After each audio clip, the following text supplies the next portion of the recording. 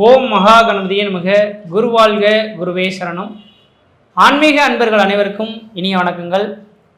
நம்ம இந்த வீடியோ மூலயமாக 2026ஆம் ஆண்டிற்கான மாசி மாத ராசி பலன்களை பார்க்க இருக்கிறோம்.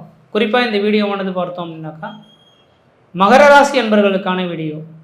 இந்த மகர ராசி அன்பர்களுக்கு மாசி மாத கிரகங்களை ஆராயும் போது வருகின்ற 2026ஆம் ஆண்டு பிப்ரவரி 13ஆம் தேதியிலிருந்து 2026ஆம் ஆண்டு மார்ச் மாதம் 14ஆம் தேதி இந்த இடைப்பட்ட காலகட்டத்தில் நடக்கக்கூடிய நிகழ்வுகளை தான் நம்ம மாசி மாத பலன்களை பார்க்க இருக்கிறோம். அதன் அடிப்படையில் பார்க்கும்போது உங்களோட ராசிநாதன் சொல்லக்கூடிய கிரகமானது ராசிக்கு 3ஆம் இடத்துல முயற்சி ஸ்தானத்தில் தனித்து உட்கார்ந்துருக்காரு. இது ஒரு மிகப்பெரிய ஒரு யோகமான அமைப்புன்னு தான் சொல்லணும். உங்கள் ராசிநாதன் ஒரு கிரகத்தோட தொடர்பு பெற்றால் கூட இந்த நேரம் சாதகமான அமைப்புன்னு சொல்லிட முடியாது. அப்போ உங்களோட ராசிநாதன் சொல்லக்கூடிய சனி பகவான் 3ஆம் இடத்தில் தனித்து உட்கார்ந்துருக்கிறது ஒரு அதிர்ஷ்டகரமான ஒரு காலகட்டம்னு தான் சொல்லணும். என்ன சார் அதிர்ஷ்டகரம்னு சொல்கிறீங்க? எங்களோட வாழ்க்கையில் பட்ட கஷ்டங்கள்லாம் சொன்னோன்னாக்கா வாழ்க்கையில் வாழறதுக்கு தகுதி இல்லாத நபர்னு சொல்கிற மாதிரி விதிகள் உருவாகுது. நீங்கள் என்னென்னா அதிர்ஷ்டகரம்னு சொல்லி எங்களோட வாழ்க்கையை எண்ணத்தை தோண்டி விட்டு பிரச்சனைகள் மன அழுத்தம் தான் உருவாகுது அப்படின்ற மாதிரி நினைக்கக்கூடிய இந்த மகர ராசி என்பர்களுக்கு நான் சொல்ல விரும்புகிறேன். ஏன்னா இதுக்கு முன்பாக உங்களோட வாழ்க்கையில் பட்ட கஷ்டங்களை சொன்னால் தீராது அப்படின்றதான் விதி. ஏன்னா கடந்த ஒரு 7 வருட காலமாகவே குடும்பத்தில் பல்வேறுபட்ட கஷ்டங்கள், அதாவது 7 சனியோட தாக்கத்தில் நீங்கள் இருந்தீங்க. இந்த 7 சனி தாக்கங்கள் கடந்த கால அமைப்புகளை பார்க்கும்போது மிகப்பெரிய ஒரு மனிதனை புரட்டி போடக்கூடிய அளவுகளுக்கு உங்களுக்கு பிரச்சனைகள் கொடுத்துருக்குன்றதான் உண்மை. ஏண்டா இந்த உலகத்தில் வாழ்கிறோம், நம்மளாம் இந்த உலகத்தில் வாழ்கிறதுக்கே தகுதி இல்லாத ஒரு நபராட்டுக்கு நாம் சேர்த்து வச்சது எல்லாமே இழந்துட்டு உட்காந்துருக்கோம். நிரந்தரமான வேலை வாய்ப்பு இல்லை, சொந்த பந்தமும் நம்மளை மதிக்கிறது இல்லை, குடும்பத்திலையும் நம்ம யாரும் மதிக்கிறது இல்லை, நம்ம கீழே விழுந்துட்டோம், திரும்ப எழுவுமா என்னன்னு தெரில. நான் நல்ல ஒரு தெளிவாத சிந்தனையில் தான் போனோம். ஏதோ ஒரு நேரத்தில் நான் இந்த நேரத்தில் விழுந்துட்டேன், திரும்ப மீள முடியாமல் இருக்கேன், தொழிலே இப்போதைக்கு நிரந்தரமாக கிடைக்க மாட்டேன்றது, எனக்குன்ற ஒரு நல்ல எதிர்காலம் உண்டா, இல்லை அவ்வளோதான் விழுந்துட்டேன், இனிமேலுக்கு என்னால் எழுந்து நடக்க முடியுமா முடியாதான்னு தெரியலன்ற மாதிரி நினச்சிக்கிட்டு இருக்க உங்களுக்கு சொல்ல விரும்புகிறேங்க. நீங்கள் மட்டும் கிடையாது, இந்த உலகத்தில் பிறந்த அனைத்து ஜீவராசிகளுக்கும் 7 சனி அப்படின்றது ஒன்று தொட்டுதுச்சுனாக்கா அவன் முன்ஜென்ம கருமாவின் பலன்களை இந்த ஜென்மத்தில் அனுபவித்தே தேர்ந்ததான் உண்மை. அந்த பலன்களை இந்த ஜென்மத்தில் நீங்கள் அனுபவிச்சுட்டு இருக்கீங்க, அதான் உண்மை. அதுவுமே கடந்த 2025 நவம்பர் மாதம் 26ஆம் தேதியுடைய சனி பகவானோட தாக்கங்கள்லேருந்து முழுமையாக நீங்கள் விட்டு விலகி வந்துட்டீங்க. அதனால் உங்களுக்கு இனிமேல் எந்த விதத்திலையும் பிரச்சனைகள் எதுவும் கிடையாது. நீங்கள் எவ்வளவு கவலையப்பட வேண்டாம். அடுத்த 30 வருட காலகட்டங்கள் உங்களோட வாழ்க்கை வளம் பெறக்கூடிய ஒரு காலகட்டமாக தான் இருக்குமோ தவிர தளர்ச்சிக்கான காலகட்டங்கள் கிடையாது. அதே நேரத்தில் உங்களோட சுய ஜாதகத்தை ஒரு நல்ல ஜோதிடர்கிட்ட கொடுத்து செக் பண்ணி பார்த்துக்கிட்டு நீங்கள் அதுக்கப்புறம் பயணிக்கிறது சிறப்பாக இருக்கும். நான் இந்த வீடியோ தொகுப்பில் யாரோட ராசிலையும் ஒரு ஜோதிடரை போய் அணுகுங்கன்ற வார்த்தைக்கு சொல்லியிருக்க மாட்டேன். ஏன் உங்களுக்கு மட்டும் சொல்கிறேன் அப்படின்னாக்கா, நீங்கள் அந்தளவுக்கு பெரிய இழப்புகளை சந்திச்சிட்டிங்க. இதனால் வரலும் சேர்த்து வச்சு சொத்து சுகத்தையே இழந்துட்டு உட்காந்துருக்க உங்களுக்கு ஒரு ஜோதிடரை பார்த்து ஒரு ஆலோசனை பெறதுனால பெரிய லெவலில் எதுவும் குறைஞ்சி போட மாட்டீங்க. அதனால் வாய்ப்புகள் கிடைச்சாலும் ஒரு ஜோதிடர் அணுகி வாழ்க்கையில் நடந்த பழைய நிகழ்வுகளை மட்டும் சொல்ல வேணாம் சார். இதுக்கப்புறம் என்னோடய வாழ்க்கை முன்னேறுமா, எந்த லைனில் நான் போகணும், என்ன தொழில் செய்யணும், இதை மட்டும் சொல்லுங்கள், நான் பெற்றுக்கிறேன்ற மாதிரி நீங்கள் முயற்சி எடுத்துகிட்டு ஒரு ஆலோசனை கேட்டுட்டு அதுக்கு பிறகு நடந்தீங்கன்னா நல்லாயிருக்கும். ஏன்னா ஒவ்வொரு மனிதனும் ஒவ்வொரு துறையில் சாதனை படைக்கிறதுக்காக தான் பிறந்திருக்கோம். அப்போ நான் சொந்த தொழில் செய்வதுனா தனியார் துறைக்கு தான் வேலைக்கு போவேனா, அல்லது வெளிநாடு போய் சம்பாதிப்பேனா, இல்லை அரசு உத்தியோகத்துக்கு போவேனா அப்படின்றத தெரிஞ்சுக்கிட்டு அதுக்கு சம்மந்தமாக இந்த நேரத்துக்கு பிறகு நீங்கள் முயற்சி எடுத்திங்கன்னா வாழ்க்கையில் சரியான வழியில், இதுக்கு முன்னாடி தான் தவறான வழியில் போய் எல்லாமே இழந்துட்டு உட்காந்து போய் இதுக்கு பிறகு சரியான வழியில் போயிட்டு உங்களோட வாழ்க்கை பயணத்தை தொடர்றதுக்கு ஒரு சாதகமாக இருக்கும். அதனால் நல்ல ஒரு ஜோதிடர்களை அணுகி கொள்வது விசேஷமாக இருக்கும். அதன் அடிப்படையில் பார்க்கும்போது இந்த மாதமுமே உங்களுக்கு சாதகமான மாதமாக தான் இருக்குது. லக்னத்தில் செவ்வாய் உச்சம். அப்போ உங்களுக்கு எதையுமே எடுத்தங்கவுத்தன்ற மாதிரி செய்யக்கூடிய அளவுகளுக்கு மன வலிமை உங்களுக்கு இருக்கும். ஏன்னா சில லக்னத்துக்கு செவ்வாய் பகவான் உச்சபலம் பெற்று சுகஸ்தானத்தை பார்க்கறதுனால உங்களுக்கு ஒரு தீர்க்கமான எண்ணங்கள், இந்த வேலையை தான் இப்படி தான் செய்யணும் அப்படின்ற ஒரு தீர்க்கமான எண்ணங்கள் செயல்படக்கூடிய காலகட்டம் உருவாகும். எதையுமே டக்குன்னு முடிக்கணுன்ற மாதிரி இருக்கும். அதுக்கு கிரகங்களும் உங்களுக்கு சப்போர்ட்டாக இருக்கக்கூடிய விதிகள் உருவாகுதுங்க. அதே வேளையில் பார்த்தீங்கன்னாக்கா குடும்பஸ்தானத்தில் கொஞ்சம் ராகு சுக்கிரன் புதன் சூரியன் இணைவுகள் பெறுவது சாதகமற்ற ஒரு அமைப்பு அப்படின்றது சொல்லணும். ஏன்னா சுக்கிரன் புதன் ராகு சுக்கிரன் இணைவு ஏற்பட்டாவே 4 கிரக அமைப்புகள் இந்த மாதத்தில் உதயமாகுதுங்க. அதில் குறிப்பாக இந்த மாதம் வருகின்ற பிப்ரவரி மாதம் 13ஆம் தேதியிலிருந்து மார்ச் மாதம் 14ஆம் தேதி இந்த நேர காலகட்டத்தில் பணத்தட்டுப்பாடுகள் ஏற்படலாம், அல்லது வாங்கல் கொடுக்கல் விஷயத்தில் தடைகள் ஏற்படலாம், அல்லது பணம் சம்மந்தப்பட்ட விஷயத்தில் ஒரு மன அழுத்தங்கள் ஏற்படுறதுக்கான காலகட்டங்கள் இருக்குது. அந்த நேரத்தில் மட்டும் டிரான்சாக்ஷன் சம்மந்தப்பட்ட விஷயங்களில் கொஞ்சம் கவனமாக இருந்துக்குங்க. ஓரளவுக்கு நல்ல பலன்களை தருன்றுவிதிங்க. ஆனால் அதுக்கு பின்னர் பார்த்தீங்கன்னா உங்களுக்கு வாழ்க்கையில் வளம் பெறக்கூடிய காலகட்டம் உருவாயிடுச்சு. திருமணமாகாத நபர்கள் திருமண வாய்ப்புகளும், குழந்தை பேர் இல்லாத நபர்கள் குழந்தை பேரும், குடும்பத்தில் ஒரு சுப நிகழ்வுகளும் சுபகாரியங்களும், அழியா சொத்து சேர்க்கையும், வீடு மனை வாசல் வாங்குவது, கட்டுவது, குடிபெயர்றது, குலதெய்வத்துக்கு செய்ய வேண்டிய சடங்குகள் செய்கிறது, இதை மாதிரியான ஒரு சுப நிகழ்வுகளை ஏற்படுத்தக்கூடிய ஒரு காலகட்டம் உதயமாக போகுதுங்க. அதனால் மகர ராசி என்பவர்களுக்கு வாழ்க்கையில் ஒரு எதிர்காலமானது சீரும் சிறப்புமாக இருக்க போது சரியான விதத்தில் நல்ல ஜோதிடர்கள் அணுகி தெளிவாக ஆலோசனை பெற்றுட்டு அதுக்கு பிறகு பயணிக்கிறது உங்களோட அறிவின் திறமைன்றீங்க. முயற்சி எடுத்து பாருங்கள், கண்டிப்பாக வெற்றி பெறுவீங்க. நன்றி, வணக்கம். மகர ராசி அப்படின்னா சனி பகவானுடைய ராசி. உங்கள் ராசியாதிபதி சனி பகவான். அதாவது சொல்லும் அப்படின்னா சனி பகவான் வந்து யாருன்னா தொழிலுக்காரகன், தொழிலுக்கு அதிபதி, கர்ம வினைகளுக்கு ஏற்ற பலன்களை கொடுப்பவர் யாருன்னா சனி பகவான் மட்டும்தான். அதாவது கோச்சாரத்தில் என்ன சனி என்ன சொல்லுவாங்கன்னா நீதிமான் சொல்லுவாங்க. லஞ்சம் வாங்காத ஒரு கிரகம் யாருன்னா சனி மட்டும்தான். அவரு தான் உங்க ராசிக்கு அதிபதி. அப்போ உங்க ராசியாதிபதி இப்ப எங்க இருக்கிறாரு அப்படின்னு பாத்தீங்கன்னா, அதாவது இன்னைக்கு உங்க ராசிக்கு 3வது பாவகத்துல சகாய சனியா உட்கார்ந்துருக்கிறார்.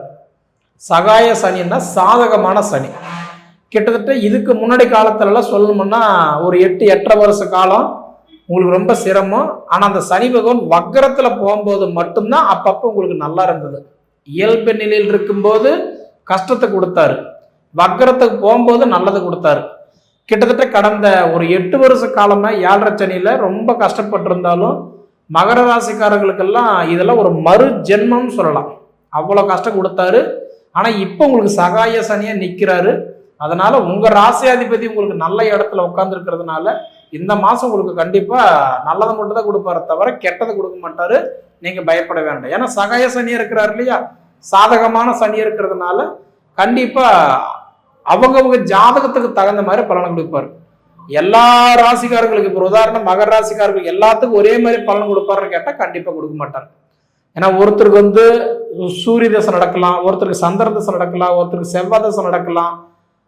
அப்படி பார்த்தீங்கன்னா 12 திசையில, அதாவது 9 திசையில 12 ராசிக்காரங்களுக்கு ஏதோ ஒரு மாதிரி தான் நடந்துகிட்டு இருக்கும் இல்லைங்களா. எல்லாருக்கும் ஒரே மாதிரியே நடக்காது. அதனால பார்த்தீங்கன்னா எனக்கு தெரிஞ்சு மகர ராசிக்காரங்களுக்கு இந்த 9 திசையில எந்த திசை வேணாலும் நடக்கலாம். அந்த 9 நவகிரகங்கள் எங்க வேணும் மாறி இருக்கலாம். அப்ப நம்ம வந்து எண்ணம் போல் வாழ்க்கைன்ற மாதிரி நம்ம ஜாதகம் நல்லா இருந்தது அப்படின்னா கண்டிப்பா சொல்ற சகாய சனியா இருக்கிறதுனால நிச்சயமா தொழில்ல ஏற்பட்ட சங்கடங்கள் முதல்ல சரியாகும். உங்க ஜாதகம் நல்லா இருந்தா முதல்ல என்ன ஏற்படும், தொழில்ல ஏற்பட்ட தடைகள் கண்டிப்பா விலகும். தொழில் இருந்த பிரச்சனை விலகும், தொழில இருக்கிற தடைகள் விலகும், தொழில ஏற்பட்ட மனக்குழப்பங்கள் கண்டிப்பா தீரும். சரிங்களா. அதே மாதிரி அடுத்தது பார்த்தீங்கன்னா உங்களுக்கு குரு வந்து 6ஆம் இடத்துல இருக்கிறார்.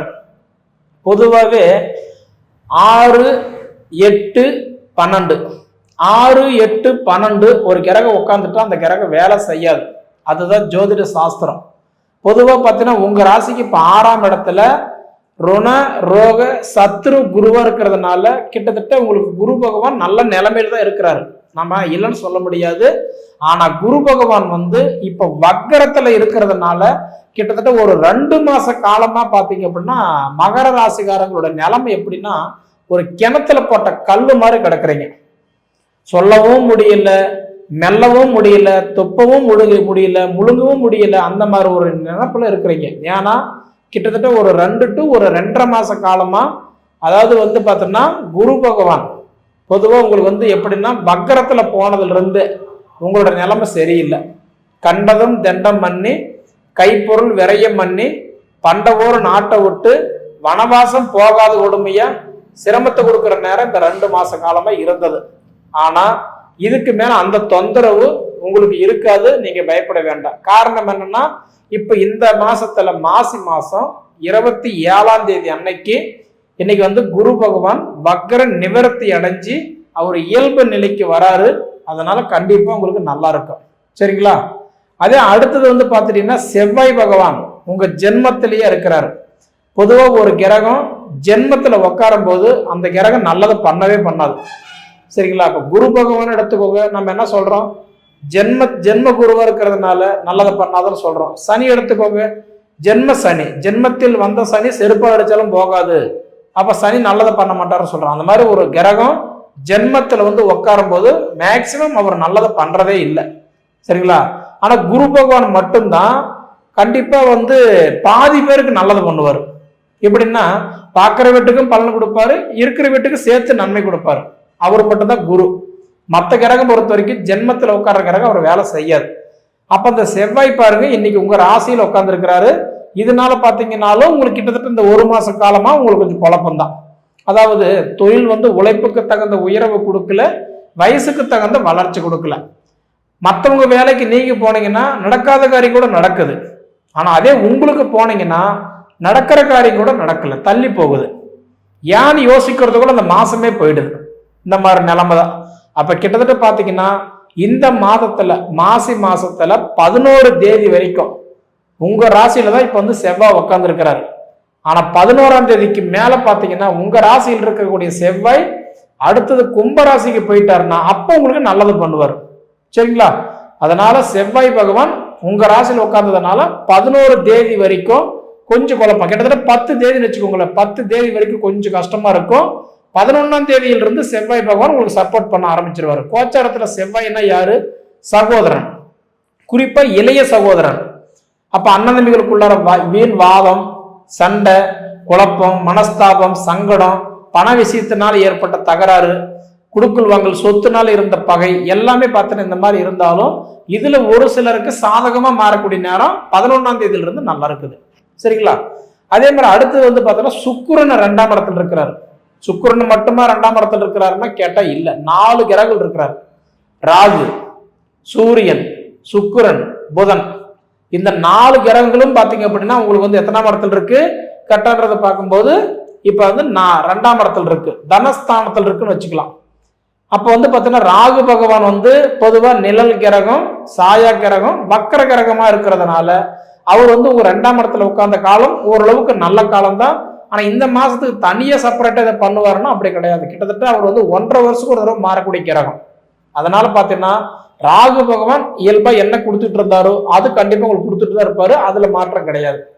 ஆனா மாத கிரகம் சொல்லக்கூடிய சூரியன் இருக்கிறாரு பாத்தீங்களா, அதாவது அசுர குருன்னு சொல்லக்கூடிய குரு பகவான் உங்களுக்கு வந்து இப்ப 2ஆம் வீட்டுல உட்கார்ந்து இருக்கிறாரு. அப்படின்னா பொதுவாகவே உங்களுக்கு 8வது வீட்டுக்கு அதிபதி 2ஆம் வீட்டுலவே உட்காரும் போது கண்டிப்பா இந்த மாதம் இந்த அதாவது வந்து மாசி 1ல இருந்து மாசி 30 வரைக்கும் உங்களுக்கு சூரியன் வந்து பாருங்க ஓரளவுக்கு சப்போர்ட் பண்றதுக்கு தான் பார்ப்பாரு.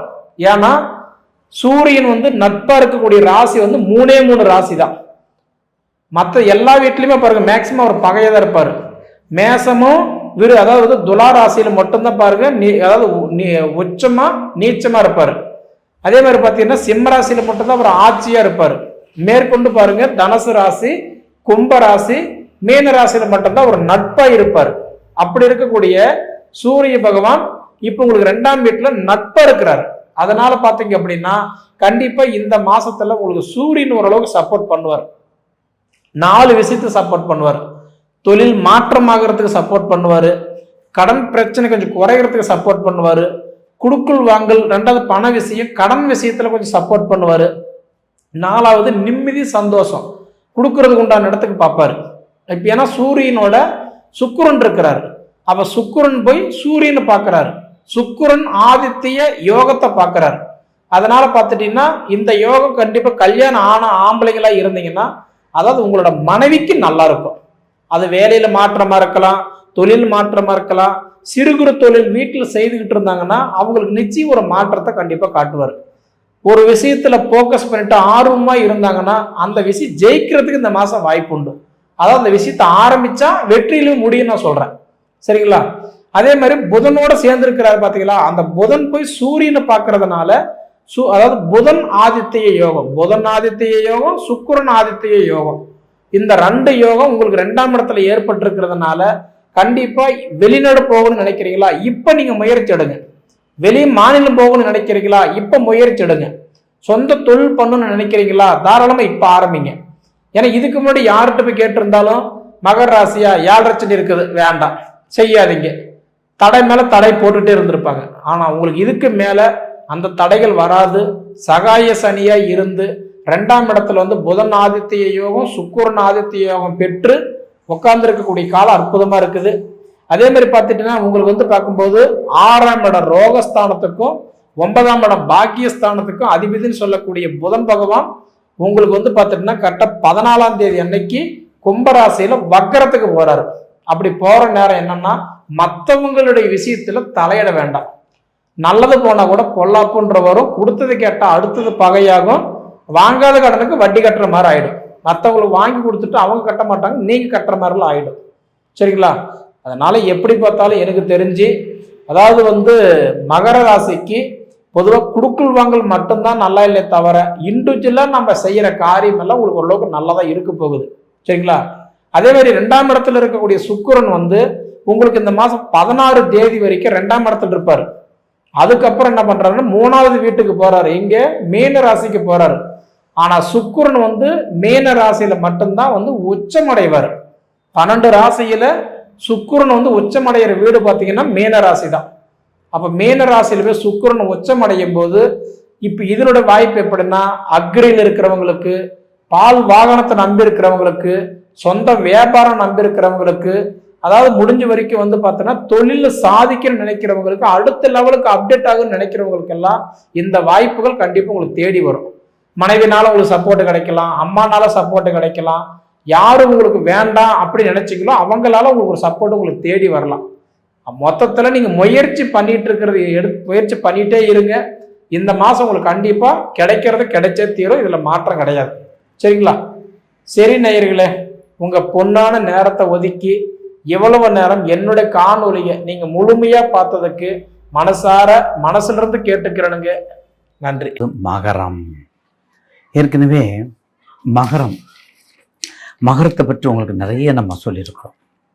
அதாவது எப்படி வாழ வேண்டும், எப்படி வாழ்வாங்கு வாங்க, எப்படி வாழ வேண்டும் என்று பார்ப்பவர், முயற்சிக்கக்கூடியவர். எப்போதும் பாருங்க, மகரத்திற்கு ஒரு தனி செல்வாக்கு உண்டு, மகரத்துக்கு தனித்தன்மை உண்டு, மகரத்துக்கு தனி செல்வாக்கு உண்டு, மகரத்துக்கு தனி பெருமை உண்டு. ஏன்னா அந்த 32 முடியுது, 32 விடியும் சொல்ற பார்த்தீங்களா, 32 வயசுக்கு மேல நீங்க எந்த திசையில பிறந்தாலும் சரி, எந்த நட்சத்திர அதிபதியா இருந்தா, நட்சத்திரம் தானே திசையை கொடுக்கும். அப்ப எந்த நட்சத்திரம் பிறந்தாலும் 32 வயசுக்கு மேல ஒரு மிகப்பெரிய தொழில் அதிபதி, 32 வயதுக்கு மேல ஒரு மிகப்பெரிய அதிர்ஷ்டக்காரர், 32 வயதுக்கு மேல ஒரு மிகப்பெரிய முதலாளி, 32 வயதுக்கு மேல ஒரு எல்லா செல்வமும் தேடி வந்த நிலையை கொடுக்கக்கூடிய எலிஜிபிலிட்டிக்காரர் மகரம். அதுக்கு தான் சிகரம். மகரத்துல ரொம்ப தான் உண்டு தான் வேலை உண்டு, தான் உண்டு தான் வேலை உண்டு, அப்படி போகக்கூடியவங்க. என்ன நடக்குது தெரியாது, என்ன போகுது தெரியாது, என்ன வருது தெரியாது, இடிச்சாதான் தெரியும். அதனாலதான் அவங்க உழைப்பாளி, அவங்க தொழிலாளி, அவங்க முதலாளி. வேற இதுல இருக்காது, வேற ராசியெல்லாம் இருக்காது. இந்த மகரம் கும்பம் மட்டும் சிறப்பா இருக்கும். அதனாலதான் உங்களுக்கு இந்த மாசத்துல உங்க கிரகங்கள் அவங்களுக்கு ரொம்ப அற்புதமா உங்களுக்கு உங்க வீட்டுல உச்சம் பெற்று செவ்வாய் இருக்கார். ராசிநாதன் உங்க ராசிக்கு 3ல உத்தியோகஸ்தானத்துல இருக்கார், முயற்சி ஸ்தானத்துல இருக்கார், வெற்றிக்குரிய இருக்கார்.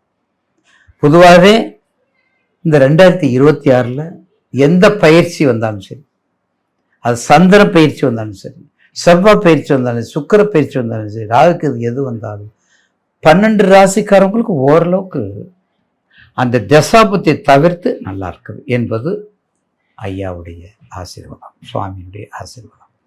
ஆக மொத்தம் மகர ராசி நேயர்களுக்கு மரங்கள், தென்னை, வாழை, பலா, கரும்பு, கமுகு, பெரிய பெரிய தேக்கு மரங்கள், அரசியல் செல்வாக்கு, தொழிலதிபதி, பொறியியல் துறை,